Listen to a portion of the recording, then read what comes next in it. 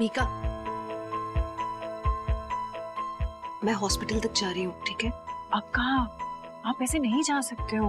आपको पता है मम्मी जी बार बार पूछती रहती हैं आपके बारे में। उन्होंने ना अभी थोड़ी देर पहले मनी को फोन लगाया था हालचाल पूछने के लिए। अब अगर आप मम्मी जी को कहोगे कि आप मनी को देखने के लिए जा रहे हो, फिर तो उन्हें पक्का और शक हो जाएगा ना। मीका प्लीज, मुझे जाना है हॉस्पिटल, तुम समझो ना, मैं नहीं रह सकती यहाँ। इशिता। जी मम्मी जी। इशिता पुत्र, मुझे ना तुझसे एक बात करनी है। वो क्या है ना कि अभी तक तुम और मनी दोनों रमन को ढूंढने की कोशिश कर रहे थे और अब मनी बीमार हो गया और तुम ये सब अकेले ही देख रही हो। तो मम्मी जी पता चलेगा उनके बारे में कुछ ना कुछ, आप प्लीज रिलैक्स करो। पर इतने दिन हो गए अभी तक रमन का कुछ पता नहीं चला। मुझे तो डर सा लग रहा है कि रमन ठीक है भी या नहीं। इतने दिन हो गए कुछ पता नहीं चला रमन के बारे में। मुझे तो लगता है कि उस आदमी ने कहीं रमन को। मम्मी जी प्लीज आप ऐसा मत सोचो ना, कुछ नहीं होगा गलत, रमन मिल जाएंगे, प्लीज रिलैक्स करो आप। मैं ये सब नहीं सोचना चाहती, पर क्या करूं, रमन के बारे में सोच से ना दिल दहलने लगता है। पुत्र एक बात कहूं, तू कोई हमसे कुछ छुपा तो नहीं रही है? मम्मी जी क्या बोल रहे हो आप? ऐसे क्यों सोचते हो? नहीं मुझे मैं देखती हूँ।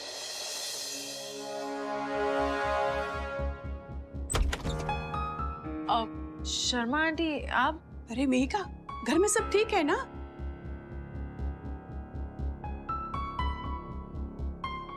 हाँ। और संतोषी कहाँ है? संतोषी, संतोषी, हाँ? कैसी है तू? मैं ठीक हूँ। घर में कोई बीमार है क्या? अरे नहीं नहीं। वो आपके घर से सिटी हॉस्पिटल में कोई एडमिट है क्या? नहीं बिल्कुल नहीं। अब हाँ, हमारे यहाँ तो सब ठीक है। शर्मा आंटी वो आपका बेटा और बहू दुबई सेटल हो गए ना, कैसे है वो? और आप जाने वाले थे ना उनसे मिलने, हम गए नहीं? सब ठीक है, और मैं अभी नहीं, शायद दिसंबर में जाऊंगी। अच्छा। और संतोषी, मैं सिटी हॉस्पिटल गई थी तो वहाँ मैंने रूही को देखा, और वो लड़का क्या नाम है उसका, करण, वो करण भी वहाँ था। और वो करण तो मेडिसिन लेके आया और नर्स को दिखा रहा था, तो मुझे लगा शायद आपके यहाँ से, आपके घर से कोई एडमिट होगा, इसलिए। दरअसल करण और रूही का एक दोस्त है, करण का दोस्त है, उसे मलेरिया हो गया था, तो करण और रूही दोनों ड्यूटी पे लगे हुए हैं। उसका कोई घर वाले है नहीं ना यहाँ पे, तो ये दोनों ही दवाइयाँ ला रहे हैं, ख्याल रख रहे हैं, तो उन्हें देख लिया होगा वहाँ पे आंटी ने। पर करण रूही ने तो मुझे बताया नहीं। वो लोग तो कह रहे थे कि वो ऑफिस से आ रहे हैं। अरे मम्मी जी मुझे पता है ना, मुझे बताया था उन्होंने। हाँ इनफैक्ट काका को तो मैंने बताया है अभी अभी। तो अच्छा। वो दोनों ऑफिस के बाद जाने वाले हैं वहाँ मिलने। अच्छा अच्छा। अरे आंटी आप बैठिए ना, आप क्या लेंगी, चाय कॉफी क्या लाऊं? नहीं नहीं संतोषी, हाँ तुम आ रही हो ना, वो पम्मी के घर कीर्तन है तो हम साथ चलेंगे। वो मेरा ड्राइवर है ना, हमको छोड़ देगा। अरे नहीं नहीं तुम जाओ, मैं ना भल्ला जी के साथ आऊंगी। ठीक है। चलिए मम्मी जी मैं भी जाती हूँ, ऑफिस है ना, लेट हो रहा है, वैसे भी मणि भी नहीं आ रहा ऑफिस, तो मुझे संभालना है, क्लाइंट्स को भी मिलना है। हमें तुम साथ ले चलो ना, रास्ते में छोड़ देना। मम्मी जी कहाँ उनका घर, ऑफिस तो उल्टे डायरेक्शन में, मैं कैब मंगवा दूँ आपके लिए? नहीं नहीं तुम रहने दो, मैं भल्ला जी से कह दूंगी, वो कैब बुक कर देंगे। चलो आओ, नीचे तक तो साथ साथ चल सकते हैं ना। जरा रुकना, मैं आती हूँ। अक्का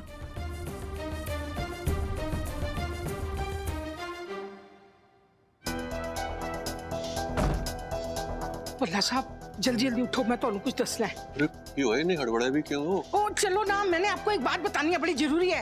अरे बैठो तो सही, कि गल की है, मैंने दसोगे?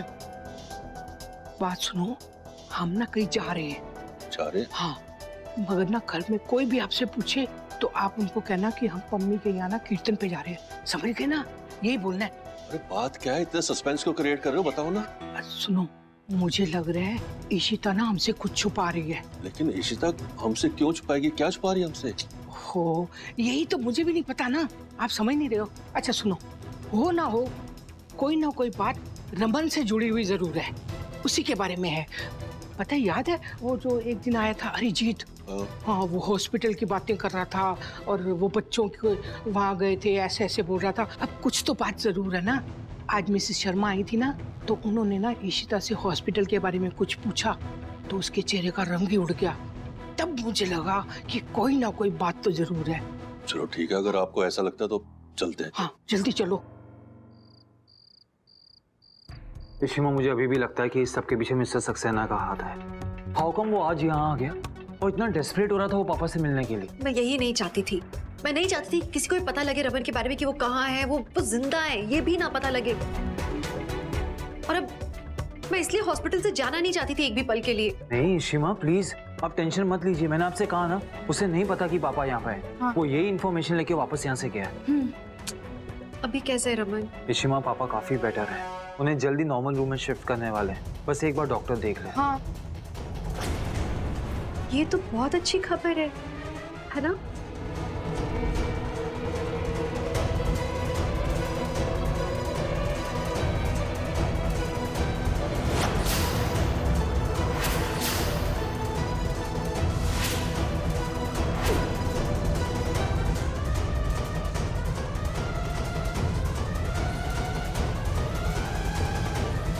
तुम लोग ये सब हमसे छुपा रहे थे?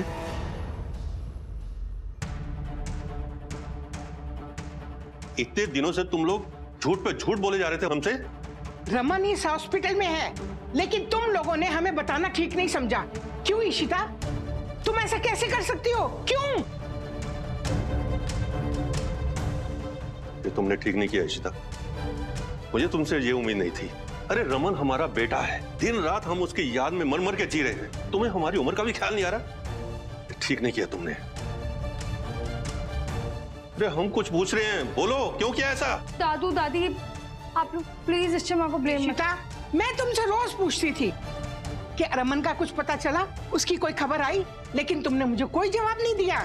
कभी नहीं बताया कि रमन यहाँ है। मान लिया कि तुम उसकी बीवी हो, लेकिन पुत्र जी मैं उसकी माँ हूँ। क्यों किया तुमने ऐसा? अरे जवाब दो, क्यों किया? अरे बोलो। दादी दादू दादू प्लीज, आप लोग ऐसे गुस्सा मत होइए। इशिमा की सब में कोई गलती नहीं है। इशिमा नहीं, प्लीज मुझे इन दोनों को सच बताना ही होगा। दादू दादी आपको ऐसे गलत नहीं समझ सकते जब आपकी कोई गलती नहीं है। दादू दादी, पापा बहुत सीरियस है। इशिमा ने आपको इसलिए नहीं बताया क्योंकि वो आप दोनों को टेंशन नहीं देना चाहती थी, पर वो ठीक हो जाएंगे। उन्हें बस बहुत जल्द नॉर्मल रूम में शिफ्ट करने वाले हैं डॉक्टर। मुझे अपने रमन को मिलना है, अभी मिलना है। पर दादी वो आईसीयू में है। अरे वो आईसीयू में है तो क्या हुआ? हाँ? हम उसके माँ बाप हैं, हमें कोई नहीं रोक सकता। हम मिलेंगे उससे। दादी दादू, हाँ पर हम आपको ऐसे नहीं मिलने दे सकते। हम खुद पापा से नहीं मिले क्योंकि अभी इन्फेक्शन होने का डर है ना। मुझे उससे मिलना है। मम्मी जी रिलैक्स, आप मिल लीजिए रमन से, लेकिन मेरी बात मानिए, आपके लिए आसान नहीं होगा उन्हें इस हालत में देखना। इशिमा पर अब इट्स हाई टाइम नाउ करण। जरूरी है कि सबको सच पता हो रमन के बारे में, एटलीस्ट हमारे अपनों को।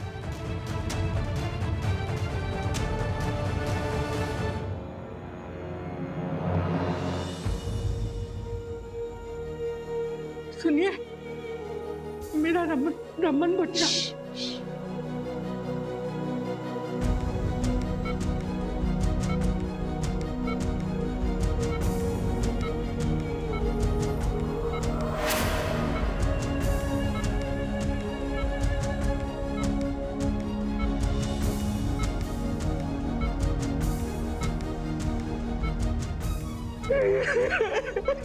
मेरा बच्चा।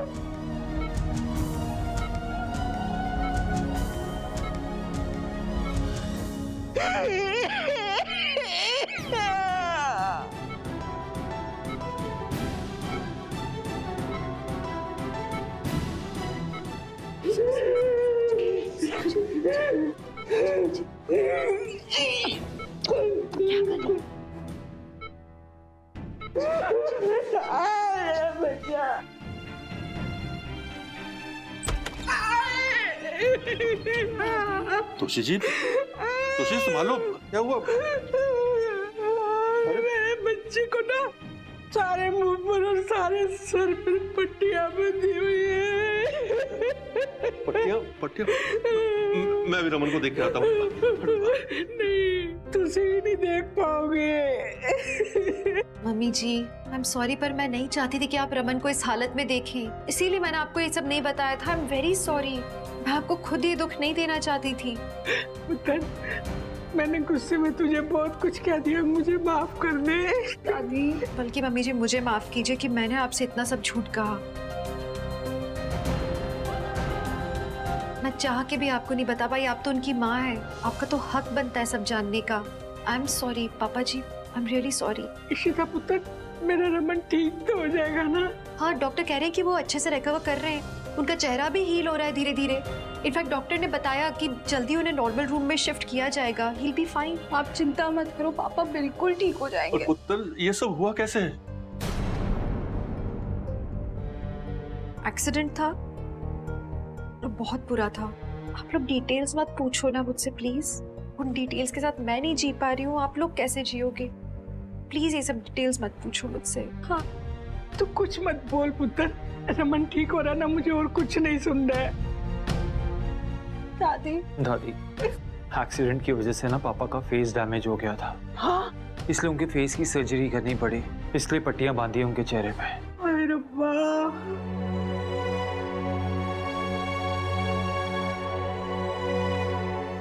आई एम सॉरी, मैंने मणि की तबीयत को लेके झूठ कहा था। मैं कह रही थी कि उसकी तबीयत खराब है, पर मैं यहाँ आती थी मिलने रमन से, उन्हें देखने के लिए। मैं क्या करती, और कोई रास्ता भी नहीं था। बालाजी जी ने बहुत मदद की है, बच्चे थे यहाँ लगातार। वो एक बात थी, अप्पा को पता है रमन के बारे में। नहीं, वो अचानक ही पता लगा, वो हालात कुछ ऐसे हो गए थे कि उन्हें मालूम चल गया।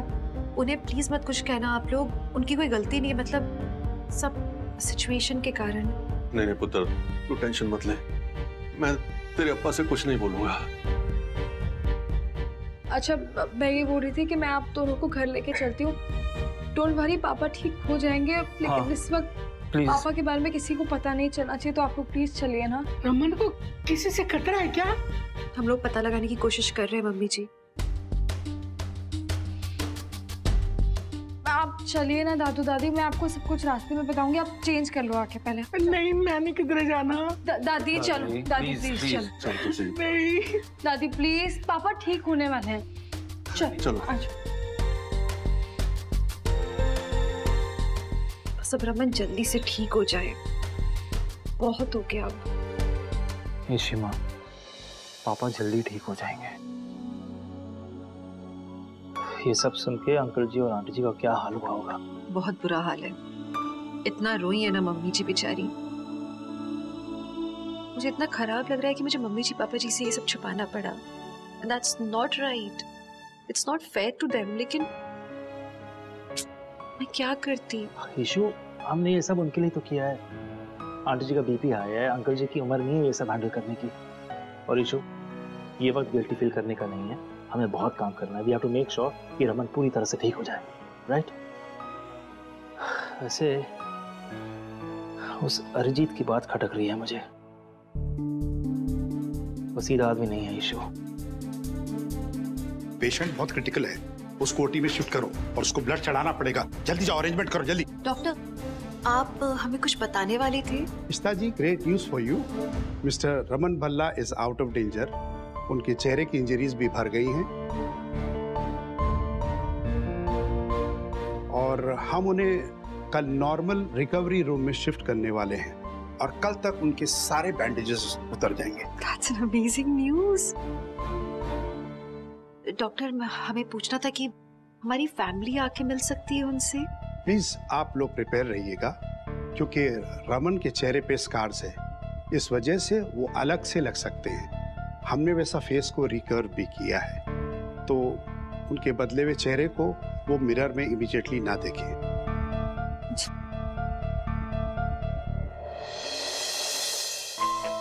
रमन का चेहरा रिकंस्ट्रक्ट किया है तो कितना अलग होगा? मनी, सब ठीक होगा ना? हाँ ईशु, सब ठीक होगा, सब ठीक ही तो हो रहा है। सॉरी ईशु, एक मिनट, ये थोड़ा अर्जेंट है। हेलो, हाँ, व्हाट, आर यू श्योर? ठीक है, कुछ और पता चले बताना मुझे, ओके? क्या हो गया? मैंने एक प्राइवेट इन्वेस्टिगेटर हायर किया हुआ है, वो नीति गुहा के बारे में पता करने। वो ऊर्जा एसोसिएट्स की ओनर, वो लोग जो मेरा लॉकर इस्तेमाल कर रहे हैं, ये कह रहा है कि नीति गुहा मर चुकी है। वो मर चुकी है? तो फिर ऊर्जा एसोसिएट्स को चला कौन रहा है? एग्जैक्टली इशू समझ में नहीं आ रहा। अगर वो नहीं है तो वो कंपनी कौन चला रहा है? Good, perfect. मतलब मनी को यकीन हो गया है कि नीति गुहा जिंदा नहीं है। That's nice. Hey, listen carefully.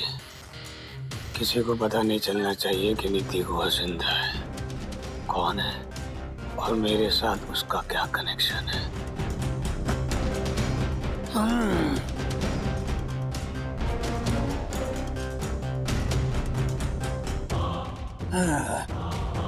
इन्हें बस इसी मिस्ट्रीज में फंसे रहने दो और मैं उस मिस्ट्री का पता करता हूँ कि इशिता ने रमन की डेड बॉडी के साथ क्या किया, या कहीं रमन जिंदा तो नहीं है। मैंने इस इन्वेस्टिगेटर से कहा है कि ऊर्जा एसोसिएट्स की सारी इंफॉर्मेशन निकाले। आई एम श्योर इस नीति गुहा के आगे पीछे कोई ना कोई जरूर होगा। बढ़िया, हमें बस पता लग जाए उस इंसान के बारे में इससे पहले कि वो यहाँ हॉस्पिटल पहुंचे रमन को ढूंढते हुए। काश वो आदमी हमारे हाथ से नहीं निकलता। अगर वो हमारे हाथ में होता ना, हम इजीली पता कर सकते थे कि हमारा दुश्मन कौन है। Such a loss.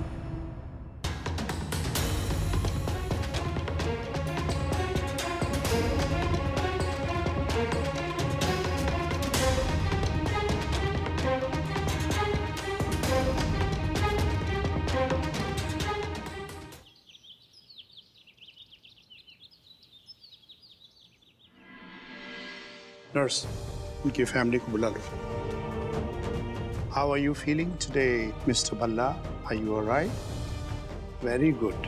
मैं आपके आज बैंडेजेस खोलने वाला हूँ। Are you being ready for it? Very nice. आप लोग अंदर आ सकते हैं, पर प्लीज कोई आवाज नहीं। और हाँ, बैंडेजेस उतरने के बाद में प्लीज कोई लाउड रिएक्शन मत देना।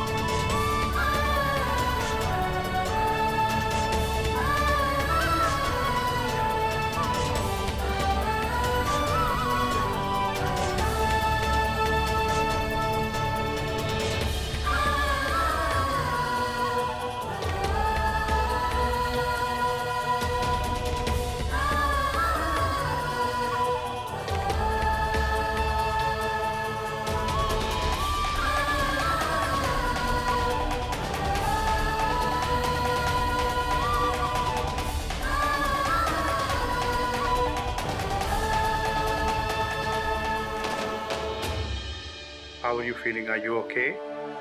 जी डॉक्टर, मेरी फैमिली यहाँ पर है। जी हाँ, आप उनको देख भी सकते हैं और उनसे मिल भी सकते हैं।